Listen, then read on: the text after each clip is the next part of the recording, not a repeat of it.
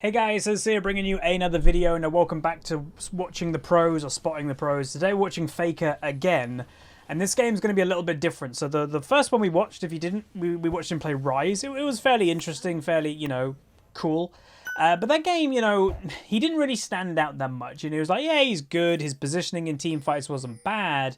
But we didn't really see Faker do Faker things. So I'm hoping this game will be different. We can kind of go, yeah, that's Faker. So he's playing Pantheon, which, there are mixed feelings about Pantheon, but again, he's very strong when you're actually using what he needs to do.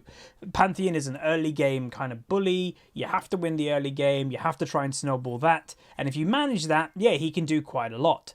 The issue is if your lane opponent plays passive, doesn't let you, win the early that much apart from farming, you will likely get outscaled. This is also why in Worlds, he's had a 100% pick or ban ratio. In Pro Play, he's a little bit different because, in Pro Play, early game champions aren't amazing because people know to play passive. What he is in Pro Play is a complete, with communication and coordination like you have on a pro team, he's amazing at making plays happen. Ulting behind an enemy team, tanking them because he's actually pretty damn tanky, especially with his E, which is arguably his best ability, and he can make stuff happen in that regard. Also, it's not really his damage that you're picking him for, it's more the utility, his stun, and stuff like that. So against an Akali, which, Akali is still one of League's most, oppressive champions. People dislike the champion. So what can a Pantheon do? And again, just to say on average, because this is a few games later, so the Rise game on tier average, I believe, said it was Diamond 1 as the average. I think, if I'm not mistaken, I'll actually double check it because I don't want to get it wrong. This game, this game is now Master tier average. So the average player in this game is now Master, not Diamond 1. So a little bit better than the last game that we spectated. And I will also say, if you guys do enjoy these pro spectates, please throw a like on the video. Please throw a comment because I think it's pretty cool content. I think you guys get a lot of education out of them. The live commentaries will never go away, but especially right now that, I'm on a trip next week, I'm trying to bulk record content. This is perfect stuff to do. So yeah. First blood does go to the enemy team. A pattern of like last game, the enemy team gets ahead in the early game, it seems. Faker, though, has a lot of lane dominance. He's level 3. Akali's not level 3 yet. Farming, he's, near enough a wave ahead, but if Akali gets that... Whoa, really? Crazy aggressive teleport coming by Faker. Does get an W. Will go for a bit of return damage. This actually could be really bad for the enemy team. 1 kill for Faker. Will it be 2? Maybe. Very close. Oh, no. Got Skull, so it's a trade. 1 for 1. And that is probably going to be that. Which, remember...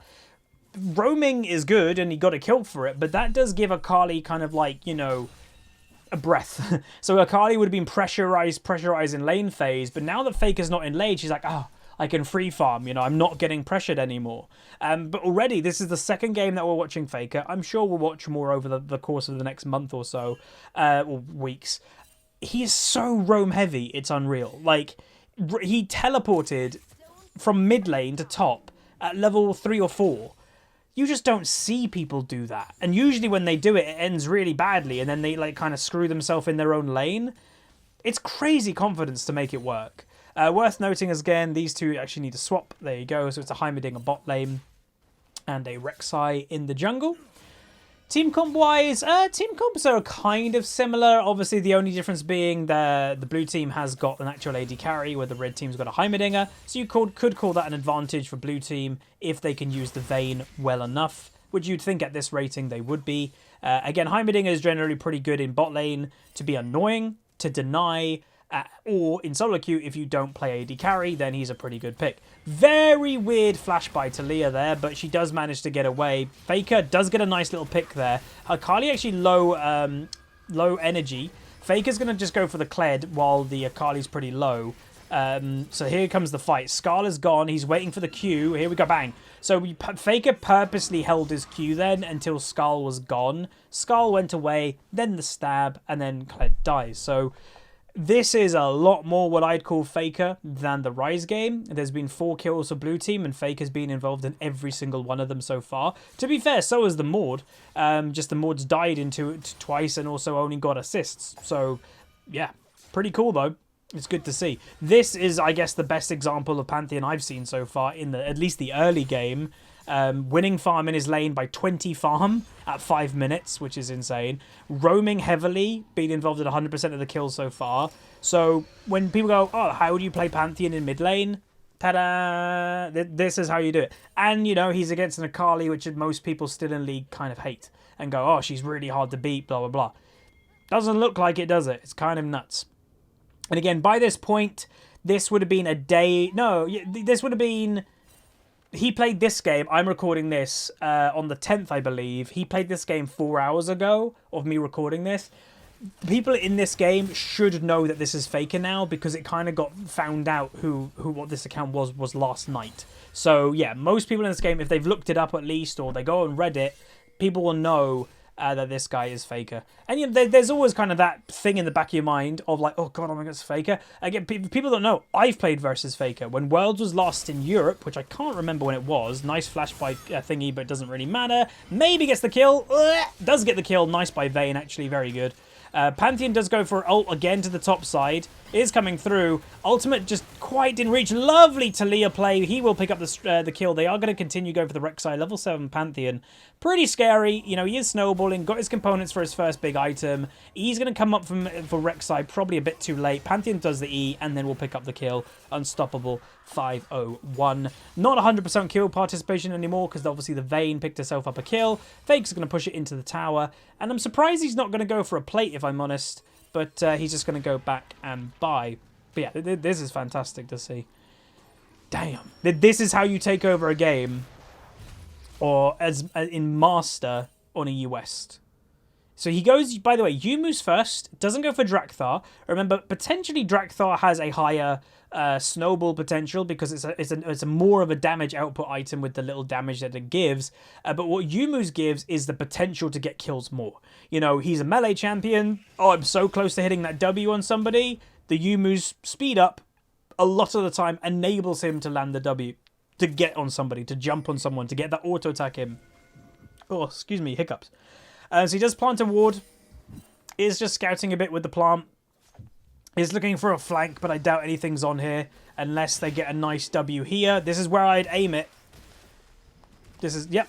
I was legit circling it the whole time. It was really the only place she could have gone for a potential chance to escape. But what Talia did well there was she held her W until the Akali popped up. Again, it was the only place that she could have. Kled coming from a gank on Faker.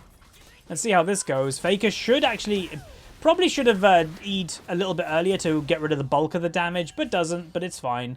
I guess that's a bit of desperation coming out the Kled going, we have to try and deal with him. You know, and they do. Nice flash. Nice combo. Enemy team is falling a little bit back now. Kled going in, very questionable, and he should also die in the end. Faker now popping the Yumus. Not sure if they'll go for it. Mordekaiser is fighting the Rek'Sai over to the side. Akali's now returning to the fight. Mordekaiser, that was Mordekaiser ult, by the way. Both of them just survive for now, and that will be that. Faker not going back. As we mentioned in the last video, pros hate basing because that means that they're not making any gold, and he will pick up at least the cannon minion. No dragons taken right now, but it's also worth noting it's not even 9 minutes into the game right now. It's just, you know, it's surprising. It's just so much has happened already. And yeah, this is great. I'm loving this so far. So if you are somebody that, you know, I gave Pantheon a very hard time when the rework came out, and I think partially rightfully so. But people worked out to play him right, gave him a bit more tuning, bit more scaling. So, you know, he is better than he was when he first got released, but I do know there are a bunch of people out there that still really think he's terrible. He's not absolutely terrible anymore, but this is kind of what you have to do to make it work. Meanwhile, Mordekaiser dies again. 0-4 by Mordekaiser with only 39 farm, having actually a pretty bad performance so far this game. But yeah, this is how you make Pantheon work nowadays. He is the... It's probably even bigger than it used to be. He used to be a hyper-aggressive, snowballing early game champion. I think he's even more than that now. He has to do that. Luckily, he does have some things just in case he doesn't get fed. His E obviously is fantastic. His ultimate, yes, is very slow if you're looking to actually gank. But if you're doing it as like a really big flanking tool, I think it can work quite well. First dragon is happening. Rek'Sai's in the area. You can see Faker's positioning, by the way. He does leave the pit, which to me is a bit surprising. He's leaving the pit to ultimate in. He is going to go for the ultimate. Thingy getting caught the Talia. Heimerdinger planting his turrets. Kled getting a little bit caught out. Heimerdinger now being in trouble by the Pantheon. Lovely dodge by Faker there. Wow. Vayne picks herself up 1 kill. Akali's in this general area. Mordecai is obviously not coming to help. And Dragon will be killed by the enemy team eventually, unless... Oh, lovely steal by Faker with the 5, whatever it's called, 5 passive long-range Q. Oh, you love to see it, dude. Now, this is Faker. This is what we were expecting. Again, the Rise game, it very much could just rise as a slow, burning champion that he rises very well. Again, on op.gg, I don't know how many of you guys trust it, but it has the MVP tool that, you know, who was the most valued player of the solo queue game. In the Rise game, he got MVP. So, you know, he did a lot in that game. He did a lot of damage. It just wasn't as obvious as this game. Because this game is really obvious that he's doing well. He's up a lot of farm to his mid laner. He's roamed a lot. He just stole a dragon. Like, there's a lot going right for Faker this game. And it's a joy to watch. Again, I love watching good League of Legends. Always have. Part of my reasoning for liking to be high rating, and you know, being high rating has its frustrations because there's an expectation of playing well every game or try-harding every game when it's a video game. You're just trying to have a bit of fun. But one of the lovely things that I find when you're high rating is watching other people have great games. I think it's awesome to watch. Okay, so I guess Akali, yeah, that area, I was going to circle it, but she ran away too far. For those wondering, by the way, what about the pen tool that I've got? It's a bit of a hassle to set up every now and then. I will use it more, but while I'm just trying to bulk record, get through these videos, and still, by the way, I'm still trying to make really good content. Hopefully you guys, you know, I'm not going to try and make bad content. Still trying to make good content, but the pen is just a little bit too fiddly while I'm trying to bulk record. Hopefully you guys understand. So Faker now breaking the 100 farm mark, joining the Vayne. A big play potentially happening around the Rift-held. Enemy team really wants to deny this, but the problem being is that Rek'Sai, who is like kind of the stealing potential of this, does reset, that's a mistake, is very squishy. You know, 1 and 4 performance, looks squishy. Engage happening here. Rek'Sai goes in, and like I mentioned, pretty damn squishy, so they will probably go down pretty quickly. Surprised they actually lasted that long. Mordekaiser ultimate doing a really nice job, so that Mordekaiser being 0-4 now gets a solo kill. These two should definitely go help and see if they can do anything about this, because I doubt the Akali can kill all 3 of them. Maybe the Talia if she does get a good ultimate off, but the ultimate for Akali is not up yet, and that will be that. Pantheon are going to go back and buy. Worth also, you know, in my mind, is he's not rushing a Drakthar. Teleport coming down for a flank play. God, it's crazy how much he roams. He's ulting. Where's he going to ult? Does he go to the right place? Oh, they're going to change direction. He's just going to... Okay, he's not committing to the Taric. The Heimerdinger does go down. He does get an assist, but there you go. God, he is like the roam master, isn't he? So Mordekaiser does get killed by the Akali. I guess he overstayed, didn't go back. And Faker will return to mid lane, doing a bit more farming. But yeah, like we were mentioning before that happened, not rushing a Drakthar, which I would partially expect. If I'm actually honest, I'm looking at how the game is and his build. He doesn't even go Drakthar, which, yeah, I don't know. That I partially think he would have. He's going Black Cleaver. You know, it's pretty obvious with his item combination. Look at that damage. Half health Akali with just one little combo. Really nice. They do get a tower plate. Rek'Sai in the area. Don't know if this is a good idea by Rek'Sai. Again, I think they are very much overestimating how strong they are. They are so squishy. Faker nearly dead. Heimerdinger doing a good amount of damage. His ultimate tower coming down, which I think is actually the wrong ultimate because the fight wasn't committed. You only put that one down if the fight's committed, and it wasn't. And again, I'm pretty confident to say about Heimerdinger stuff because I've been actually playing him quite a bit. Faker going for the long-range Q, which again is situational, does get the slow on the Heimerdinger. Now returning, does get the W on the Taric, does flash, very questionable flash, and they will go down in the end, double kill for Talia. So this game obviously is a bit more stompy than the Rise game. I saw this and I was like, oh, I kind of want to see, you know, Faker taking over a game. You know, and this is Master, this isn't Diamond 1, so it's even that much better on average. And yeah, he's just tearing this game apart. His kill participation is crazy high. Kled, again, this Kled has roamed a bunch for Faker. I guess he wants to be the guy to kill him, and there you go, does get killed. So that roam worked. First one that has, and Faker will die. So yes, he does bleed like Superman does. So that was kind of cool, and he does complete his Black Cleaver. I'm sure he'll be partially annoyed about that death, because, you know, always going for no death games is fun, and you know, cool, But bit of overstay. Maybe again didn't expect the Kled roam. He has roamed quite a lot into mid lane. And again, I know Kled has that general playstyle of roaming, but this to me, it kind of feels like the Kled knows that this is Faker. You know, I've done it. I've played against a lot of pros. One of my fondest memories of playing against a pro is playing against Reckless. I've played against him a few times, but there was one game that I was actually with a friend of mine. This was a long time ago, and we were duoing one game, and me and him just had a laugh. Let's just try kill Reckless as much as we can. We won the game. From memory, he was playing Corki. I was playing Talon, and my friend, I think, was playing Blitzcrank. And yeah, both of us killed him. And it was like, you know, whoever can kill Reckless the most, and that was the mini game. So when there is someone of note in your game, trust me, they get focused. Hell, I've got focused before, and I'm just, you know, a YouTuber streamer, so it's just the way that it goes. Faker gets a double kill, 9-1-6. Akali going for return damage. Mordekaiser, actually a very well-timed ultimate. He does protect a lot of his squishies, the Vayne, etc. Going for a dive does Faker. Will pick up the kill. Heimerdinger don't think he hit the grenade. And that is a pretty obvious domination that the enemy team is more or less over. So again, worth noting the Heimerdinger and Taric combo. I don't think that's a great combo, because Taric is more about all-ins. And I don't know, like Heimerdinger, he can all-in, but I just don't think Taric is well suited to it. I'd much prefer something... Well, again, I don't even know what you'd want with Heimerdinger, really. Again, I don't like him in bot lane. People know I don't like mages in bot lane. I've played them before to try it out, and it's like, I don't like it. Just I vastly prefer AD carries. Everybody knows that by now. But yeah, Faker so far, 10-1-6, 118 farms. So he's been involved in 16 out of the 22 kills. Pretty damn impressive. Same the amount as the jungler, Talia. So she's also had a great performance. It's awesome. You know, I think the two games that we've watched so far, it's clear evidence that Faker's solo queue playstyle is roam, roam, roam. Because I imagine there would be some people surprised that, you know, you're taking Pantheon, it's all about snowballing the early game. You don't have Ignite. Like, don't you need Ignite to win the early game? And I think that's partially maybe the playstyle of a smart player on Pantheon. Is a smart player on Pantheon knows that his opponent probably isn't going to die against him, right?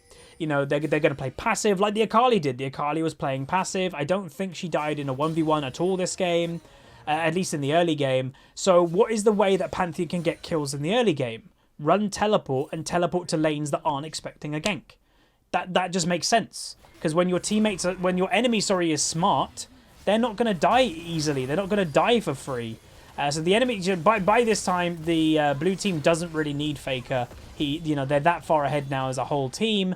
So this game will likely be over very soon. But yeah, what an... Oh, it does find the Rek'Sai. Will this be a kill? Does Rek'Sai manage to get away?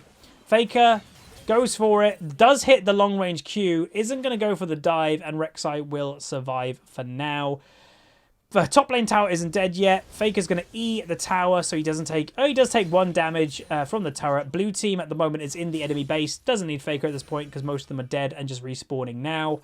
And I guess he's just going for more farm. You know, his farm hasn't been the highest because, again, every game is situational. You're not always going to have 200 farm by 20 minutes because some games are more kill-orientated, and this is one of those. Faker's gone for more kill pressure, roam pressure, than staying in his lane and just farming like a crazy person. If he wanted to do that, I'm sure he probably could have had a crazy amount of farm, but it's not the play style of Pantheon. You can't do that on him. You have to try and get ahead in the early game, and obviously Faker definitely did that this game. Again, potential overstay is on again. Remember, he did overstay a little bit in mid lane. That was his only death. He's got no allies around him right now. He's got relatively low mana. So yeah, I wouldn't overstay too much. He is just going to go back and buy. Rift Herald is being done, which Rift Herald could be used to get the Rift Herald. Faker's going to go back. Mordekaiser actually probably should go mid lane. What is happening? Faker's teleporting into the enemy base. Oh wait, are they all AFK? So it very much could be that the enemy team has given up. We could double check. And, yep, there we go, folks. So it does seem that the enemy team has given up. They just, you know, open the game, and voila. So we'll definitely upload this game because it was, to me, so impressive, the early game pressure that Faker had. And, you know, he had pressure on his lane opponent, sure. But it was more that his global pressure in the first 10 minutes. It was like, no one has that much global pressure in the first 10 minutes. He is going to try and go for one more kill. Doesn't get it in the end. And yeah, it looks like that is going to be the game. Heimerdinger falls. That's another assist for Faker. Carly stepping a little bit too stepping too close to the sun, and Faker does get one final kill. So there we go. Very impressive. Bit of a snowball game. Just over the 20-minute mark the game lasted. And yeah, that was Master in EU West. He was against an Akali that a lot of people find difficult. And how did Faker deal with it? Well, he dealt with it by being Pantheon in the early game. But I think he also realised it's going to be very hard to kill you in a 1v1. Like, maybe Faker goes Ignite normally, but in a 1v1, hey, this Akali might just play passive. I'm going to roam. I'm going to just go do that. That's how I'm going to get fed. That's how I'm going to snowball. And it was really impressive to see. But hopefully you guys enjoyed. If you did, throw a like on the video, throw a comment. Next pro, again, I'm not sure what order I'm uploading these, but we are going to be spectating SKT Khan. If there's any more pros you guys want to watch, put them in the comments, and I'll have a read through and obviously take that as it were. But yeah, like, subscribe, comment down below. See you guys next time.